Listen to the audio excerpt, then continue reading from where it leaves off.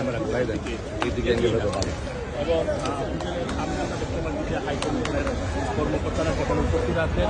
তারেক রহমান গাড়ি থেকে নামবেন এবং গণমাধ্যম কর্মীদের দিকে হাত তুলে শুভেচ্ছা জানিয়ে হোটেলে প্রবেশ করেছেন। আমরা দেখতে পাচ্ছি যে তারেক রহমানের ব্যক্তিগত কর্মকর্তা গাড়ি থেকে তারেক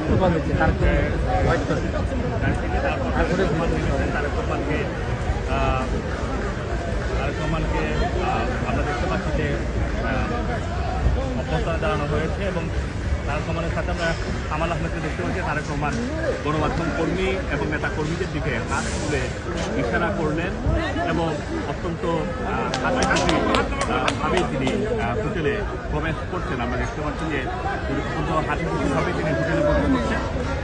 ওনার সাথে পেছনে হাইকমিশনের কর্মকর্তা রয়েছেন, শফিকুল আলম রয়েছেন যিনি প্রেস সচিব এবং হোটেলে ঢুকে গিয়েছেন এবং